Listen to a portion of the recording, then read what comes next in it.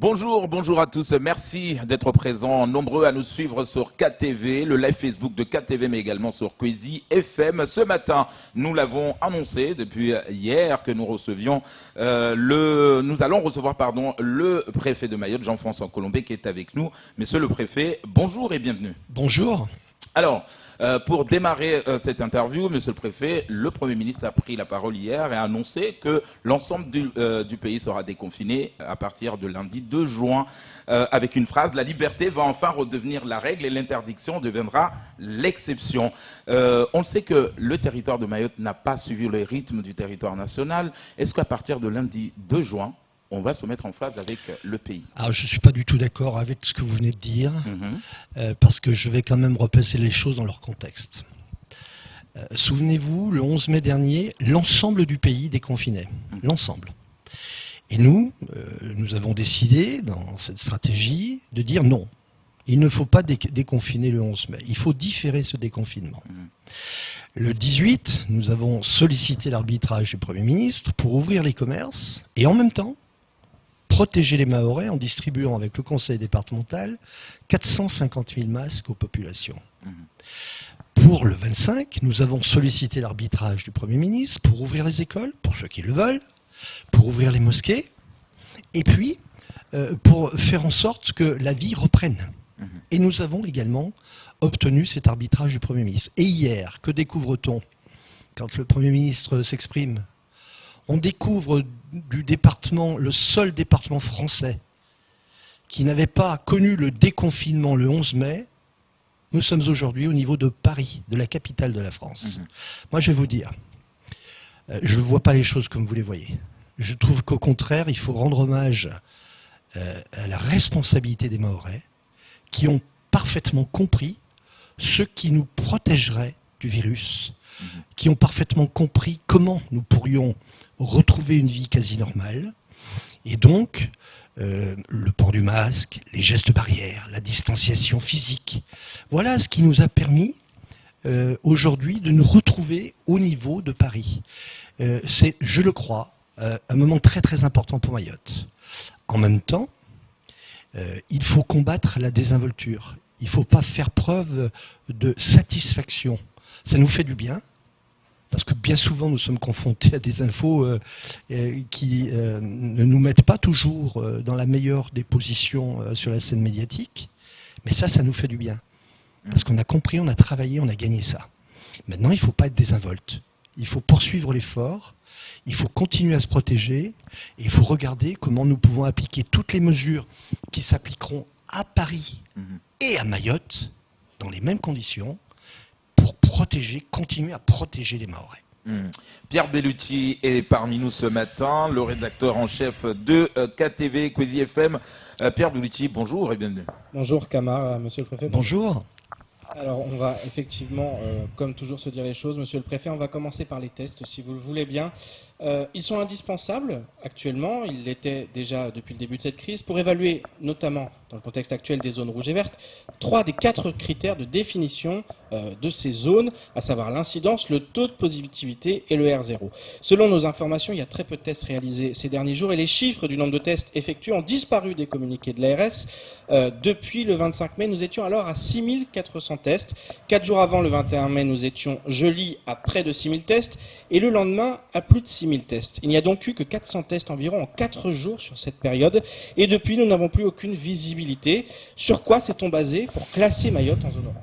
Alors, vous savez que depuis le début, nous avons un problème sur les tests, que n'a pas du tout la Réunion, parce que la Réunion n'a pas les mêmes matériels que nous, et que la rareté sur le marché mondial des tests que nous utilisons, c'est un fait auquel nous sommes confrontés, nous, Mahorais, mais pas seulement nous, tout un tas de pays sur la planète qui ont la même difficulté, il y a une rareté mondiale.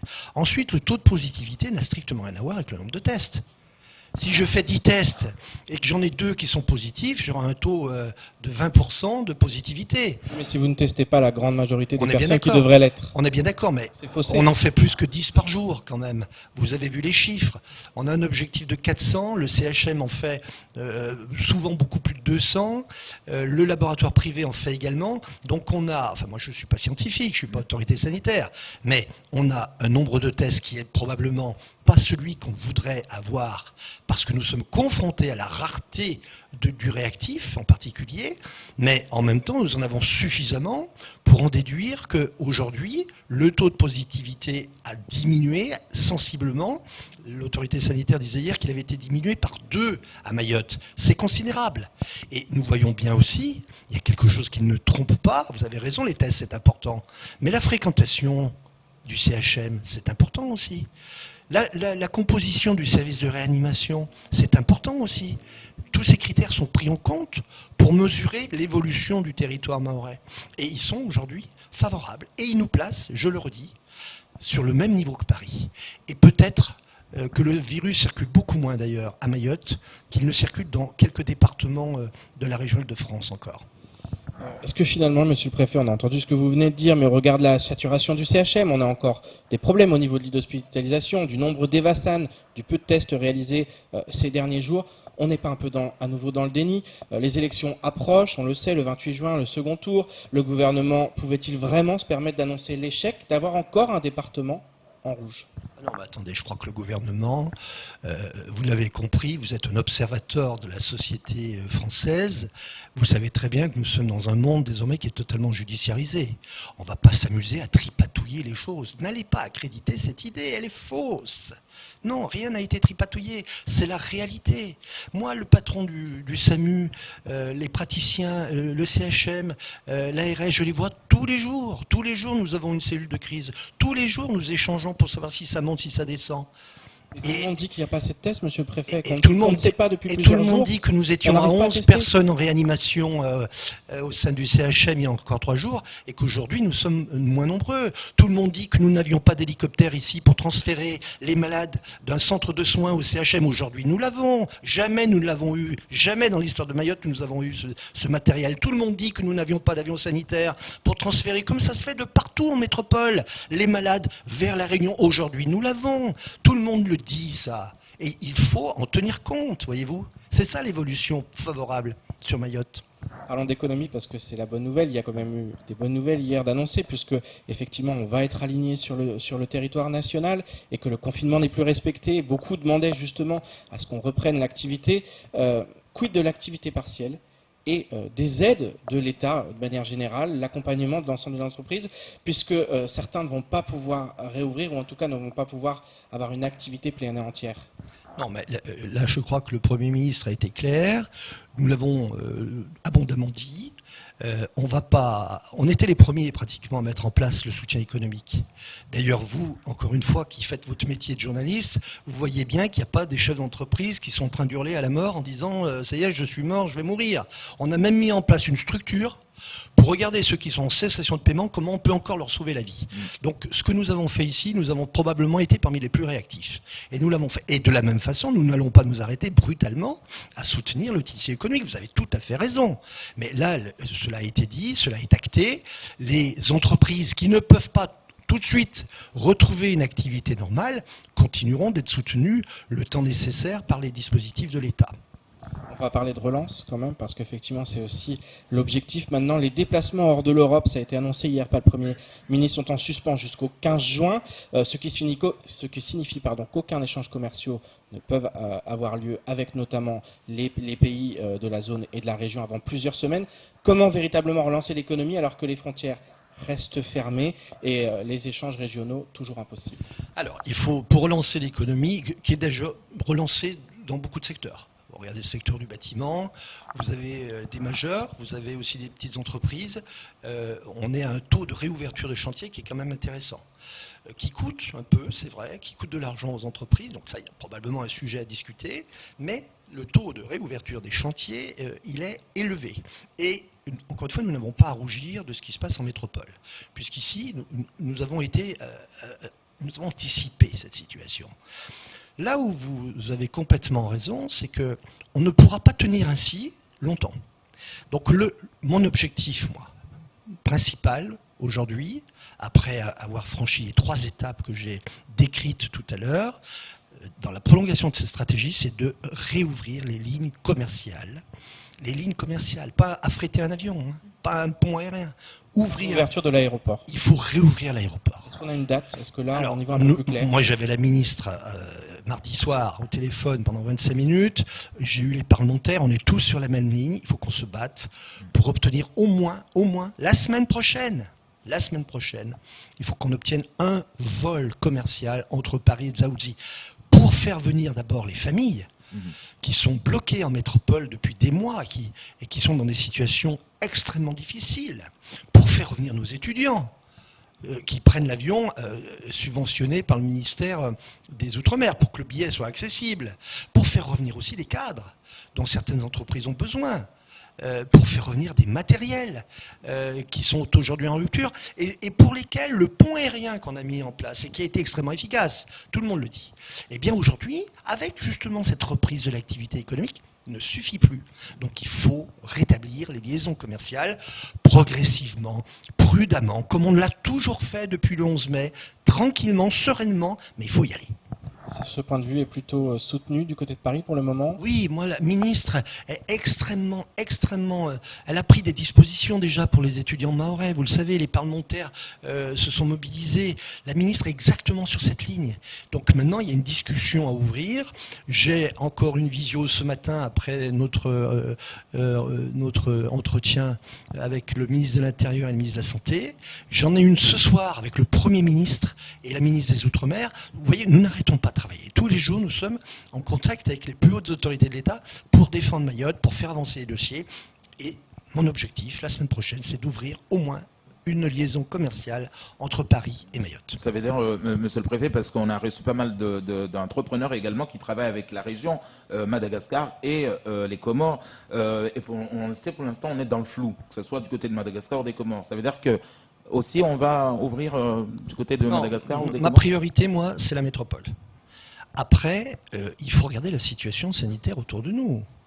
L'élixir magique a visiblement pas marché à Madagascar, la situation est dramatique, me dit-on, enfin c'est les observateurs qui le disent, hein. Moi je n'ai aucune relation avec le gouvernement malgache naturellement, mais vous voyez bien qu'on va quand même continuer, pas de désinvolture. Donc on continue à se protéger, on continue à porter le masque, on continue à regarder les gens qui arrivent sur le territoire. On continue avec l'économie. On va parler forcément de l'économie informelle. Sa place a été révélée, on va dire, avec cette crise. On a vraiment vu qu'elle avait une place considérable. Comment lutter plus efficacement contre cette économie souterraine qui, d'un côté, nuit aux entreprises légales de l'île, mais de l'autre, permet à des dizaines de familles, des centaines peut-être, de vivre? Alors, la crise, vous avez tout à fait raison, a révélé non pas l'économie informelle, parce que tout le monde savait qu'il y avait l'économie informelle, mais en tout cas son importance, voilà, comme vous dites, son poids. La première victime du confinement, qui, je le dis, a fonctionné ici, et nous a probablement sauvé beaucoup de vies, parce que ça nous a permis de nous décaler de la métropole et de recevoir les renforts nécessaires ensuite. Le confinement, la première victime, c'est celle de l'économie informelle. Et on l'a vu avec ses conséquences sur la crise alimentaire, sur la crise de l'énergie, etc., etc. Il se trouve qu'on s'est bagarré pour que le régime de la micro-entreprise, ce qu'on appelle vulgairement les auto-entrepreneurs, puisse s'appliquer à Mayotte. Et c'est le cas depuis le début du mois d'avril. Eh bien, moi, je trouve que, pas au terme de la crise, parce que nous ne sommes pas sortis de la crise, encore une fois, pas de désinvolture, mais une des issues qui pourrait être positive, ce serait de permettre à des gens qui étaient effectivement dans l'économie informelle, donc non protégés, non cotisants, non retraitables, etc. Enfin, vous connaissez tout ça. C'est bien quand on a 20 ans. Quand on en a 50, c'est beaucoup plus compliqué. Eh bien, permettre à ces gens de venir avec ce régime de la micro-entreprise qui est extrêmement simple, qui n'est pas une somme de contraintes, où on peut accompagner les gens, venir dans l'économie réelle, dans l'économie déclarée. Un exemple. Parce que nous ne sommes pas désinvoltes, avec le président du conseil départemental, nous en avons rediscuté hier, nous avons décidé de commander à nouveau des centaines de milliers de masques pour protéger les Mahorais dans les 3 semaines à venir. Ces 3 semaines seront sensibles. Eh bien, nous allons commander des masques aux fabricants mahorais. Et peut-être que dans ces fabricants, il n'y a pas seulement des entreprises déclarées.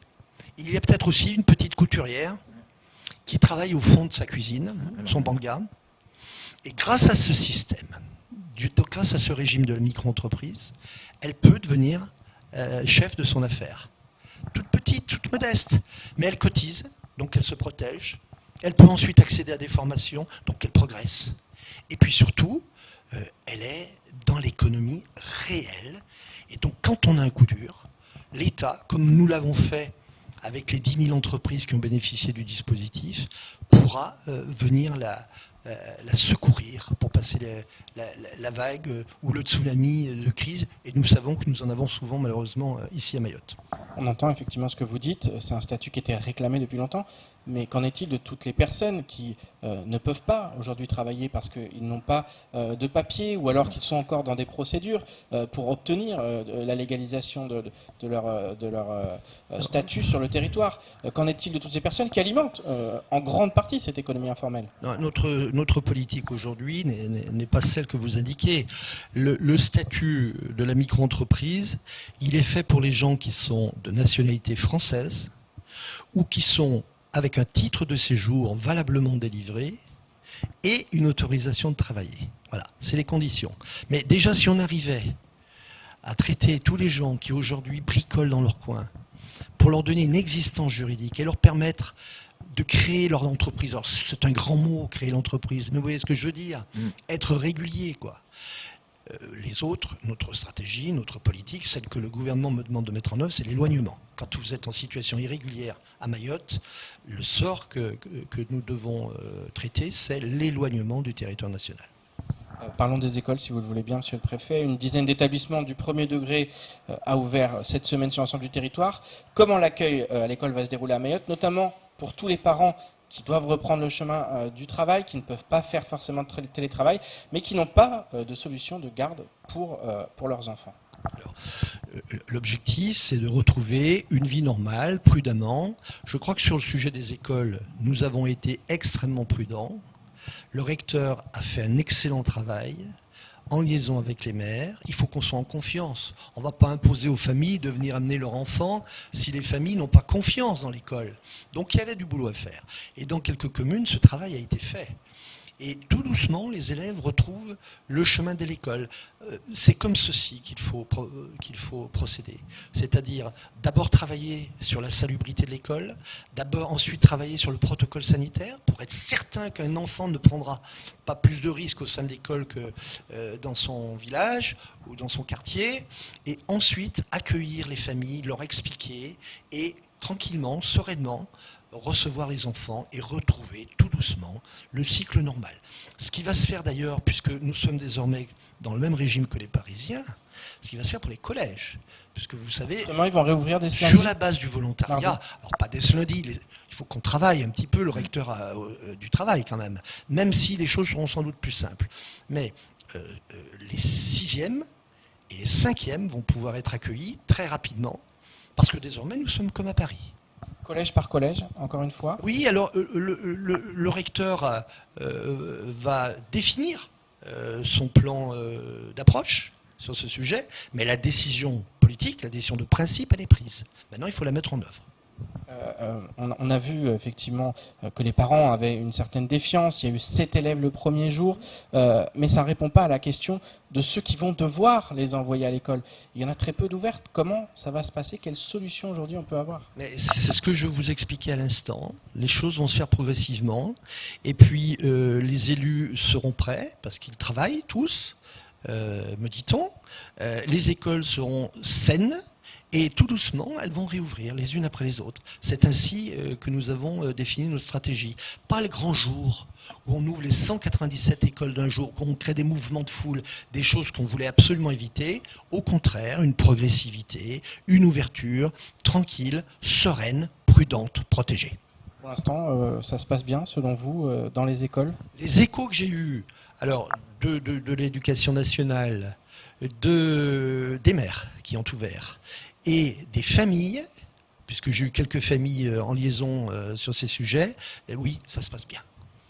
Parlons de ce qu'a dit encore le Premier ministre, et Kamar l'a rappelé tout à l'heure, la liberté va redevenir la règle. Alors il y a une question qui se pose, Monsieur le Préfet, c'est les plages. Seront-elles ouvertes à partir de lundi, et ce sans même que les maires en fassent la demande, puisque selon nos informations, pour le moment, ce n'a pas été le cas. Alors, c'est une mauvaise information que vous avez, puisque j'ai sur mon bureau un certain nombre de demandes écrites des maires, je ne vous dirai pas lesquelles, qui demandent d'ores et déjà d'ouvrir les plages, mais vous avez raison, vous avez parfaitement analysé le propos du Premier ministre. Aujourd'hui, le principe, c'est la liberté, à Mayotte comme à Paris. C'est la liberté, l'exception c'est l'interdiction. Ce qui veut dire que sans même que les maires le demandent au préfet, les plages, à partir de lundi, peuvent être considérées comme ouvertes. Si le maire, qui est investi de l'autorité de police sur son territoire, dit non, je considère que la plage, elle n'est pas salubre, ça ne va pas, elle n'est pas sûre, eh bien, il prendra un arrêté d'interdiction. Mais le principe, désormais, c'est l'ouverture.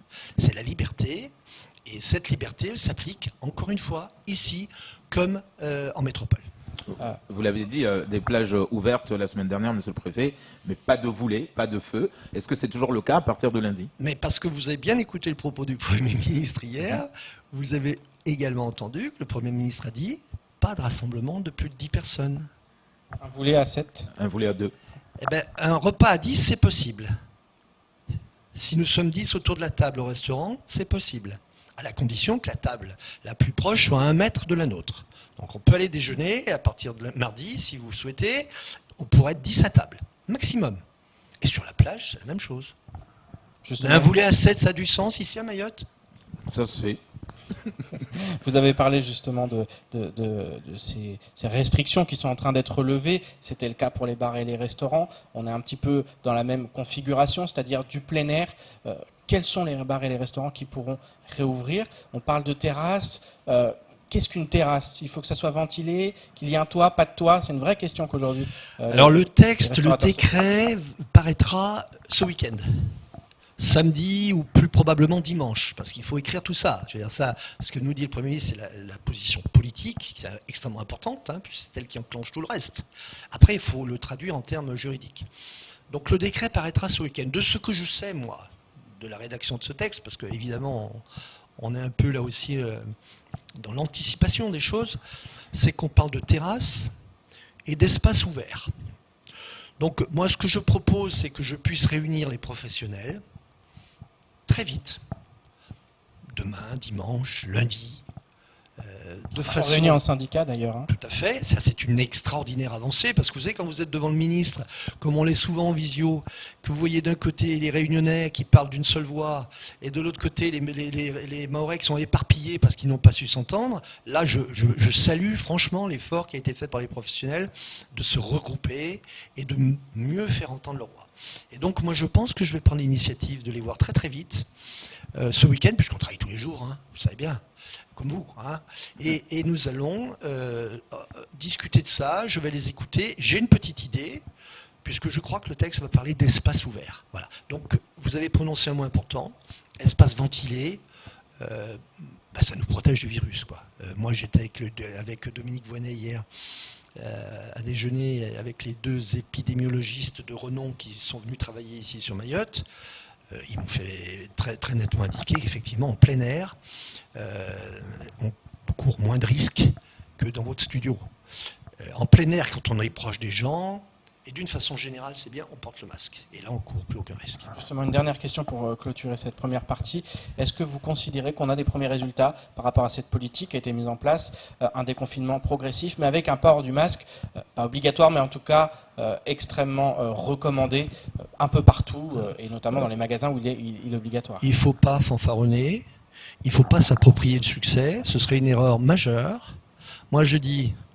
Et je l'avais dit d'ailleurs, souvenez-vous, il y a 6 ou 7 semaines, je disais c'est les Mahorais qui gagneront la situation. Et c'est les Mahorais qui ont gagné. Parce qu'ils ont compris ce que voulait dire se protéger, geste barrière. Le masque joue un rôle. Se laver régulièrement les mains, ça joue un rôle considérable. Rester à 1 mètre, 1 mètre 50 de son interlocuteur, ça joue un rôle considérable.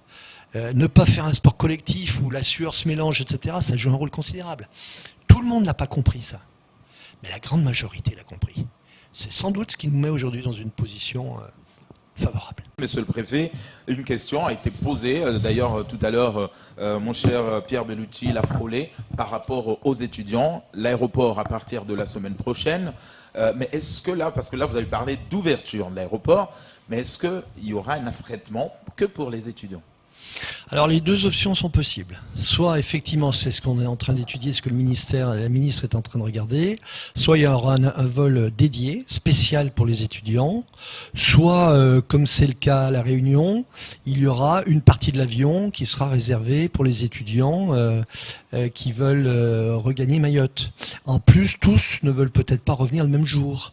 Donc la liaison commerciale, la réouverture de la liaison commerciale est importante parce que après tout, on peut leur dire, bah tiens, vous avez ce vol-là, la semaine prochaine vous en avez un autre, lequel préférez-vous ? Enfin voilà, il peut y avoir des commodités personnelles aussi qui peuvent s'exprimer là-dedans.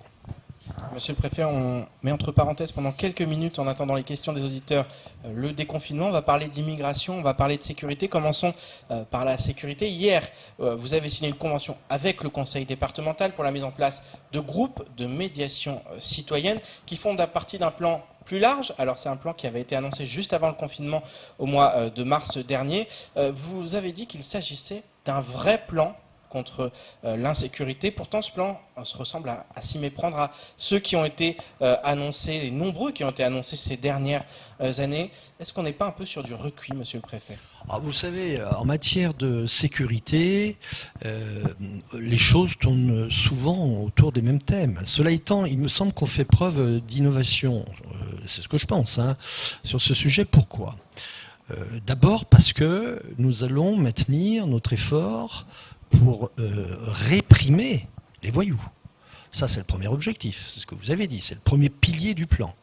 C'est insuffisant la répression pour l'instant, selon vous ? C'est-à-dire, précisez votre question. Est-ce qu'on est suffisamment sévère avec les personnes en ce qui concerne les arrestations et puis aussi derrière tout l'appareil judiciaire ? Est-ce que la sévérité est en rendez-vous oui, alors, moi, suffisante à Mayotte ? Je ne mêlerai pas ma voix à ceux qui aujourd'hui portent le discrédit sur les hommes. Je préfère associer ma voix à celle de Mansour Kamardine, qui a publié un communiqué de presse que j'aurais pu signer avec lui, et qui soutient, puisque c'est ce que vous avez en tête, qui soutient le procureur de la République. Les attaques que reçoit aujourd'hui le procureur sont d'un autre âge, ne sont pas dignes de la France, tout simplement. Et donc, j'apporte mon soutien personnel, institutionnel, le plus solide, le plus respectueux à Camille Miansoni. Et le problème effectivement, la sévérité de la justice ne date pas de M. Miansoni, c'était avant... Non, mais vous savez bien ce que tout le monde dit aujourd'hui, vous êtes d'accord avec moi ? Quand vous évoquez ce sujet, vous avez un peu ça à l'esprit aussi, n'est-ce pas ? Pas forcément. Ouais. C'est un problème général, effectivement, de sévérité, de personnes qui parfois sont relâchées avant même d'être devant la justice. Avant de soutenir cette idée, encore faut-il le démontrer. Lorsque nous avons présenté les chiffres de la délinquance en début d'année, le procureur avait expliqué que le taux d'occupation de Magicavo, c'est-à-dire du lieu où on prive les gens de liberté lorsqu'ils ont fait une bêtise et qu'ils ont été condamnés par la justice, ce taux d'occupation n'avait jamais été aussi élevé à Mayotte. Donc on ne peut pas dire, on ne peut pas soutenir sans le prouver que la justice ne remplit pas sa mission, puisque l'un des marqueurs que nous avons pour mesurer son action est plutôt favorable. Est-ce que les capacités sont suffisantes à Magicavo ? Mais les capacités, elles sont suffisantes, oui. Et ce que je vous dis, c'est que le taux d'occupation ne cesse de progresser. Il y aurait du laxisme, comme on l'entend. Ça peut être du ressenti, je peux comprendre ça. Le ressenti, c'est important. Mais il y aurait du laxisme. La prison ne serait pas occupée comme elle l'est. Or, aujourd'hui, elle est occupée, sauf les mesures techniques liées au Covid-19 qui ont été prises par la ministre, par la garde des Sceaux, mais la fréquentation est en progression sur l'année 2019. C'est ce qu'il faut regarder. Revenons effectivement à ce plan. On a eu les gilets jaunes d'abord, puis les maillots jaunes. Aujourd'hui, on a les brigades de médiation citoyenne. On a déjà des gendarmes qui sont dans les bus. On a aussi effectivement déjà eu une réorganisation des services de police, de gendarmerie, de nouvelles créations de brigades. On a l'impression que ce plan annoncé en mars, il n'y a pas vraiment de nouveauté. Alors la nouveauté, c'est que, je reviens, il faut maintenir la répression. Et puis, il faut aussi s'occuper, et je le dis depuis des mois, et je ne suis plus seul à le dire désormais, ça m'encourage, il faut également s'occuper de ces gamins de 12, 13, 14 ans, qui viennent quelquefois rejoindre les voyous, qui sont des voyous professionnels, qui eux, doivent être punis naturellement, hein, et qui viennent rejoindre soit par désœuvrement, soit par oisiveté, soit parce qu'il n'y a pas un adulte à côté d'eux, qui leur dit, là, tu es en train de faire une bêtise. Il ne faut pas prendre cette fois. Si tu prends cette fois, ça se terminera mal. Et donc, ces groupes de médiation citoyenne, ce sera leur rôle. Ce sera d'occuper le terrain pour convaincre tous ces jeunes qu'on risque de perdre, et donc qu'on risque d'aggraver la situation, convaincre tous ces jeunes qu'il y a une autre voie possible que celle de la délinquance. Il faut, en clair, qu'on isole les délinquants et qu'on les traite. Et d'un autre côté, il faut qu'on offre des perspectives à des gamins qui ne sont pas des voyous, mais qui suivent quelquefois des meneurs. C'est ça l'originalité de ce plan. Regardez ce qui s'est passé à Koungou. Pendant 2 semaines, on descend. Il ne faut pas avoir la mémoire courte. Les écoles ouvertes. Regardez ce qui s'est passé à Koungou au mois de décembre. Pendant 2 semaines, nous avons eu des heurts, nous avons eu des caillassages, nous avons eu des incidents graves sur l'espace public. Les vacances suivantes, on a mis en place un plan. 400 000 €, on a touché 3 000 jeunes, on leur a offert une offre culturelle ou une activité physique ou une activité de loisir. Les vacances suivantes, pendant 15 jours, la même durée de vacances, il ne s'est strictement rien passé à Koungou. Voilà la voie. Traiter les voyous. Traiter les voyous, traiter les voyous. Et ramener les gamins qui peuvent grossir quelquefois les rangs en suivant les voyous, ramener ces gamins vers la voie qui leur donnera un avenir. Le Premier ministre justement a annoncé qu'il y aurait des conventions pour les activités culturelles, sportives entre le rectorat et l'État. Est-ce qu'on est en capacité de les mettre en œuvre et d'étendre un peu ce qui s'est passé à Koungou à l'ensemble du territoire? C'est bien notre ambition. C'est ce que nous avons expliqué. On a des personnels pour ça. On a des brevets nécessaires. On a des équipes, on a des adultes, on a des cadres, on a des éducateurs. Peut-être en faut-il davantage, c'est vrai, vous avez raison, parce que là, vous voyez bien qu'avec cette initiative, on change d'échelle, quoi. Vous parlez des maillots jaunes, des gilets jaunes, mais enfin, ce sont des unités qui sont sans commune mesure avec celles qu'on essaie de mettre en place, là. Je rappelle qu'on va essayer de mettre en place 600 bénévoles encadrés par 100 personnes. Donc, on n'est pas dans la même dimension. La réponse n'est pas de même nature, et elle est beaucoup plus vaste. On va parler encore une fois de la jeunesse. On parle de médiation, on parle de prévention de la délinquance pour la jeunesse. Mais quel avenir pour les jeunes, monsieur le préfet? C'est aussi ça la question au niveau de la formation pour les Français peu qualifiés, pour les jeunes étrangers, non expulsables, parfois inemployables, car peu qualifiés ou pas qualifiés du tout, les jeunes non scolarisés. On a l'impression que ce chantier de l'avenir de la jeunesse, il est aujourd'hui insurmontable par rapport aux moyens que nous avons sur le territoire, notamment en matière de formation. C'est un chantier difficile. Je l'ai dit en début d'année avant que le Covid ne nous touche. C'est un défi extrêmement important. Vous avez tout à fait raison. Ça doit faire l'objet des efforts de toute la société mahoraise. Mais vous savez, quand au terme de l'année 2019, on crée 4000 emplois sur le secteur marchand, au point où les Mahorais découvrent Pôle emploi, qu'ils ne connaissaient pas trop avant. Ils comprennent qu'avec Pôle emploi, on peut avoir accès à l'emploi. Et la solution, elle est là aussi. C'est-à-dire dynamiser notre secteur économique, faire en sorte d'ailleurs qu'ils repartent très vite, former davantage les jeunes, leur permettre de recevoir les savoirs à l'école. Voilà, c'est un chantier qui est complexe parce qu'il concerne et il mobilise tout un tas de partenaires. Du maire jusqu'à l'éducation nationale, en passant par les services de l'État. Et c'est un ensemble, et le conseil départemental naturellement. Et c'est ensemble que nous parviendrons à relever ce défi. Mais vous avez raison, c'est le défi des 10 prochaines années pour Mayotte. Mettons-nous au travail. Alors, monsieur le préfet, Mayotte a le statut de 101e département. La loi se veut être une et indivisible, on le sait, mais est-ce qu'il n'est pas temps aujourd'hui de faire preuve de souplesse pour adapter les lois aux réalités de ce territoire, de ce département particulier? Ce qui a été possible pour le droit du sol ne l'est-il pas pour tous les domaines où le décalage est devenu trop grand entre le contexte et la rigidité de l'autre côté des textes français? Alors nous conduisons, vous le savez, une politique de convergence à Mayotte, et nous y mettons 1,6 milliard d'euros. Et vous soutenez à l'instant que c'est sans doute une politique de différenciation qu'il faut plus. Ça a du sens. Pour l'instant, Ça a du sens. Il y a des devoirs, mais pas les droits. Bah, Dans beaucoup de domaines. Est-ce que ça, c'est pas un peu rapide de l'affirmer ainsi? Citez-moi des domaines où effectivement c'est indiscutable. Le code du travail, le statut d'auto-entrepreneur vient seulement d'être installé à Mayotte. C'est ce que je vous dis. On est dans une politique de convergence. C'est-à-dire qu'on converge avec des calendriers qui sont connus, sans doute ne sont-ils pas suffisamment rapides?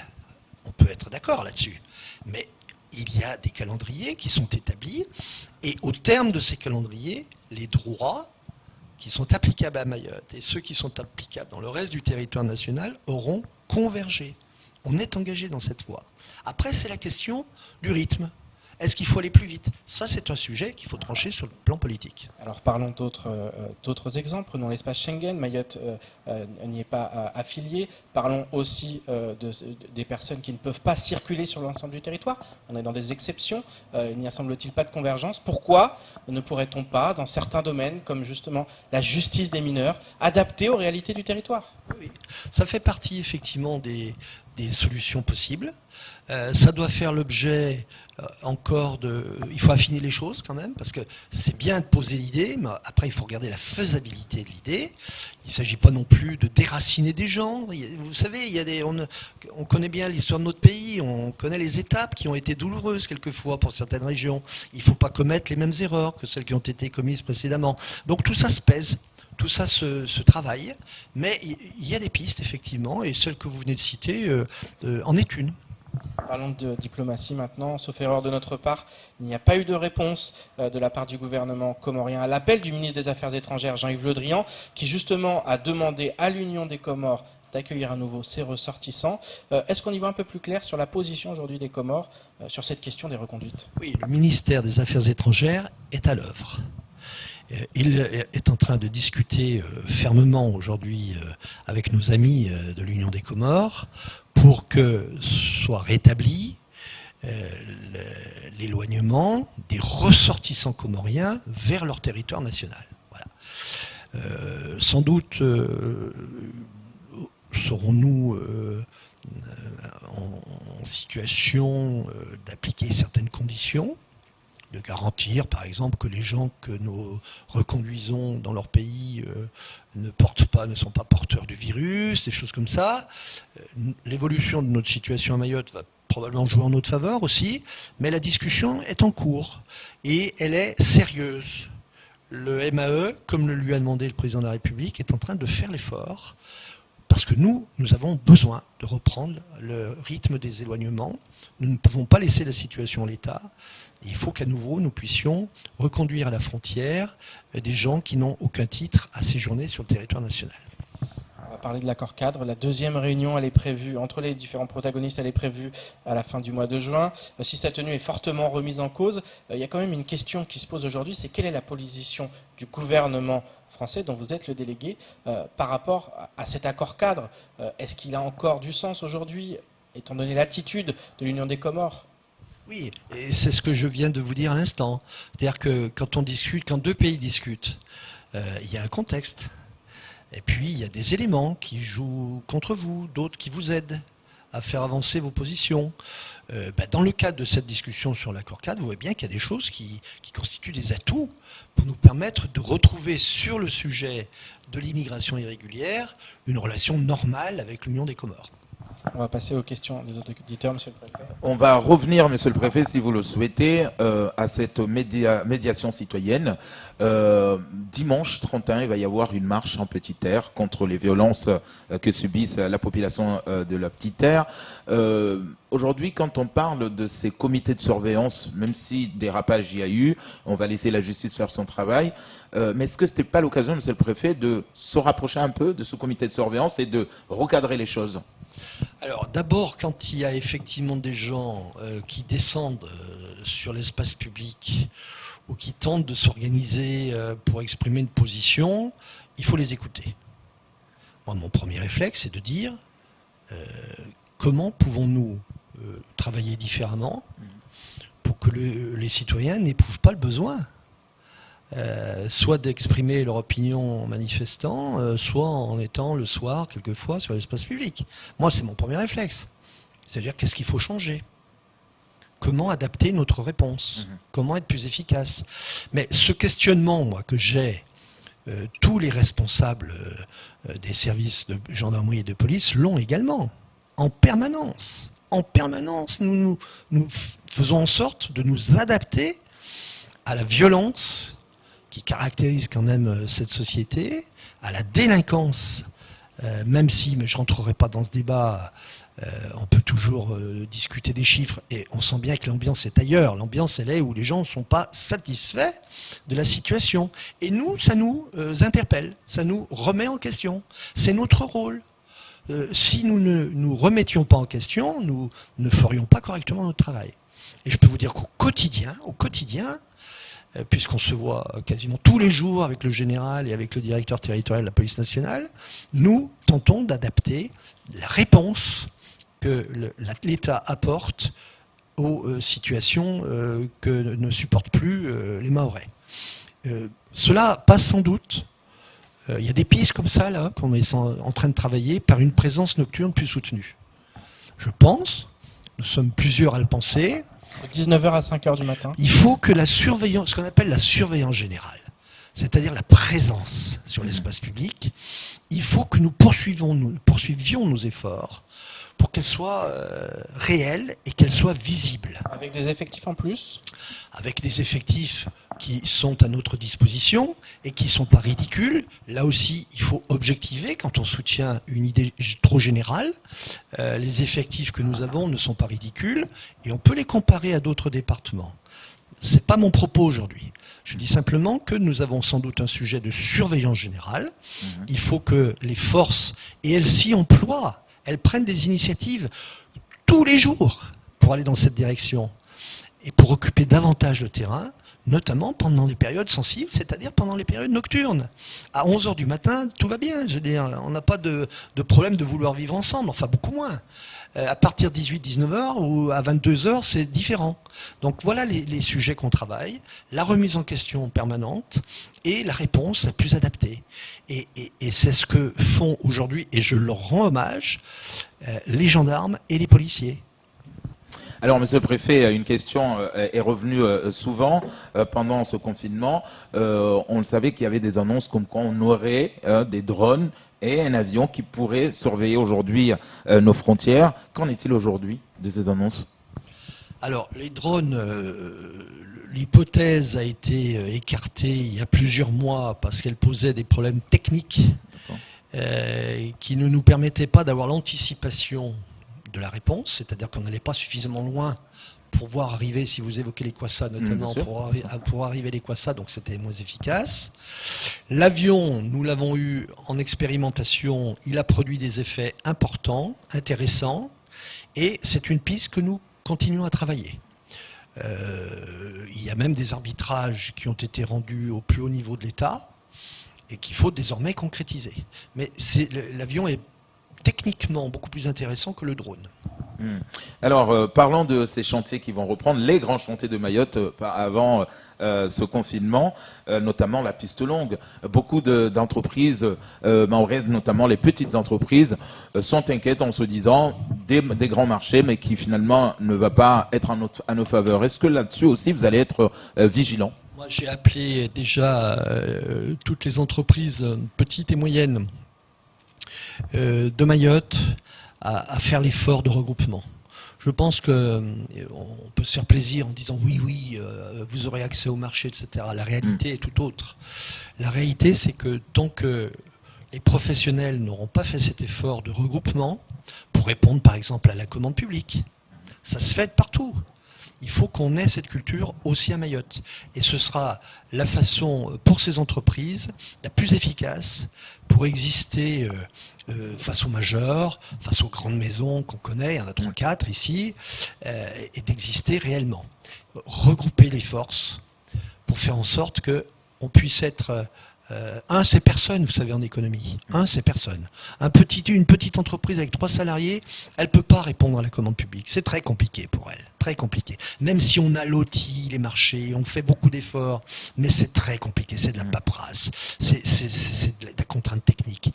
Quand vous vous regroupez et que vous êtes capable, par exemple, de financer un emploi à plusieurs pour faire le job, pour faire la constitution du dossier, pour répondre à la commande publique, là, vous changez les choses. Et c'est dans cette direction qu'il faut qu'on travaille. Une personne nous demande, monsieur le préfet, pourquoi ne pas recenser tous les zones sensibles, les endroits sensibles, en tout cas par rapport à la violence, notamment pour les coupeurs de route, pour y mettre de l'éclairage public? C'est ce que nous avons fait, c'est une excellente proposition. Moi, j'écoute ce que les gens disent. Souvenez-vous, quand je suis allé au lycée de Mamoudzou, après les incidents, on a eu cette réunion avec la ville, avec les étudiants, avec les lycéens, avec les familles. Et ça saute aux yeux. Il y a des mesures simples d'éclairage public à mettre en œuvre pour permettre de mettre davantage d'atouts du côté de l'ordre et de la sécurité. C'est une excellente proposition. Je dirais que le maire est évidemment mieux placé que le préfet pour mettre en œuvre cette mesure. Mais je pense que c'est du bon sens et qu'il faut sans doute, quand je dis que la sécurité c'est l'affaire de tous, il faut sans doute qu'on décide ensemble des mesures de bon sens à mettre en œuvre en éclairant, comme vient de le proposer cet auditeur, certains secteurs où les voyous passent complètement inaperçus. C'est une proposition parmi beaucoup d'autres et c'est jamais la même autorité qui peut la mettre en œuvre. Donc c'est tous ensemble qu'on peut avancer sur ces sujets. Je vous pose ma dernière question, et après je ne sais pas si Pierre Bellucci aura aussi sa dernière question, monsieur le préfet. Les élections, le second tour des élections municipales arrive. Est-ce que vous allez également mobiliser nos forces de l'ordre ou vous laissez la responsabilité aux maires d'organiser dans chaque commune l'arrivée dans les urnes? Vous savez, quand l'État commence à s'organiser autour des élections, c'est pas bon signe. Donc, gardons une position raisonnable sur ce sujet. Il faudra être extrêmement attentif aux mesures techniques à prendre. Je pense notamment à la multiplication des bureaux de vote. Il faudra sans doute qu'il y ait beaucoup plus de bureaux de vote pour qu'il y ait moins de concentration des électeurs dans chaque bureau de vote. Il faudra imposer le masque, naturellement, pour aller voter. Sont distribués gratuitement à l'entrée, Mais comme oui, le puisque certains. je vous dis, on vient d'en recommander 500 000 avec le conseil départemental et qu'on aura une campagne de distribution naturellement bien avant les élections municipales. Il faut continuer à porter un masque, il faut continuer à se laver les mains, il faut continuer à rester à distance de ses interlocuteurs. Oui, c'est évident. Donc, plus de bureaux de vote, des mesures de protection avec le port du masque, on amène son stylo, si on n'en a pas, on en distribue des gratuits à l'arrivée, et en ressortant, on se met un petit coup de gel hydroalcoolique sur les mains pour se débarrasser du petit virus qui est peut-être, qu'on a peut-être capté en touchant un papier ou quoi que ce soit. Des mesures simples. On peut élargir aussi les horaires d'ouverture des bureaux de vote pour permettre aux gens de venir voter un peu plus tôt ou un peu plus tard, et de façon à dédensifier la fréquentation des bureaux de vote, puisque vous l'avez compris, c'est bien ça notre principal obstacle. Ça, ce sont des mesures techniques auxquelles nous sommes en train de réfléchir. Après, il y a les mesures politiques. La campagne va être évidemment un moment important. Souvenez-vous qu'ici à Mayotte, le virus a commencé à vraiment circuler à partir de la campagne électorale. Donc là, il faut que les candidats, les partis politiques, aient également une réflexion et qu'ils regardent un petit peu comment ils peuvent à la fois exercer ce moment important pour la démocratie en faisant la promotion de leurs idées, sans pour autant mettre en danger les électeurs ou les militants qui sont venus assister à telle ou telle rencontre. Donc il faut qu'on regarde ça de près. Le gouvernement prendra des initiatives là aussi. Il y a des recommandations du Haut Conseil à la sécurité sanitaire qui seront émises. On mettra ça en œuvre à Mayotte, naturellement. Juste éclairer à un monsieur le préfet, un auditeur qui insiste, même si d'autres auditeurs l'ont déjà répondu, lui ont donné une partie de la réponse, il parle du rapatriement des Français bloqués aux Comores et la plupart des auditeurs lui ont répondu, ça concerne le ministère des Affaires étrangères. Juste pour peut-être lui éclairer parce qu'il a envoyé sa question. Moi, je m'occupe des Mahorais qui sont en métropole, à Paris en métropole. Je m'occupe des Mahorais qui sont à La Réunion. Vous savez qu'on a fait revenir des Mahorais depuis La Réunion. On va encore le faire probablement la semaine prochaine. Moi, je ne m'occupe pas des relations internationales. Comme le disent vos auditeurs, et je vois qu'ils sont parfaitement informés, ça, c'est l'affaire du ministère des Affaires étrangères. Une dernière question, Allez-y. une ultime question, monsieur le préfet. Elle concerne encore une fois ce déconfinement. On va franchir une très grande étape à partir de lundi, mardi avec ce jour férié. On va revoir effectivement des bars, des restaurants ouverts. Est-ce qu'il n'y a pas quand même un risque d'un retour? Il existe au niveau national, mais nous, on a quand même une forte saturation au niveau du CHM, des problèmes dans les tests. Est-ce qu'on n'a quand même pas face à un risque important à Mayotte? Le risque, il existe à Mayotte. Plus qu'ailleurs. Pas plus qu'ailleurs. Qu'est-ce qui vous permet de dire ça? Par rapport aux problématiques au CHM, aux tests des derniers jours, on est en désaccord, mais... Les problématiques au CHM, je rappelle qu'on a une capacité de réanimation aujourd'hui, avec l'arrivée des militaires aujourd'hui d'ailleurs, qui est extrêmement importante et suffisante. Je rappelle qu'on a un avion sanitaire désormais à la demande de l'ARS qui est capable de transférer dans d'excellentes conditions des gens à La Réunion. Ça n'existait pas, ça, avant. Il fallait attendre un vol soit affrété, soit un vol commercial. On a des atouts. Donc non, pas plus exposés. Mais nous sommes exposés, vous avez raison. C'est parce que nous restons exposés au virus que je le dis aux Mahorais, ne soyons pas désinvoltes. Ne baissons pas notre garde. Nous pouvons retrouver, et c'est très heureux parce que désormais nous sommes assimilés à la métropole, et en particulier à sa capitale, et retrouver une vie quasi normale, mais nous devons continuer à nous protéger. Quand je vois encore certaines personnes ne pas porter de masque dans des situations qui mériteraient que les masques soient portés, je m'indigne un peu. Moi, je porte mon masque dès que je suis dehors ou dès que je suis en contact rapproché avec des gens.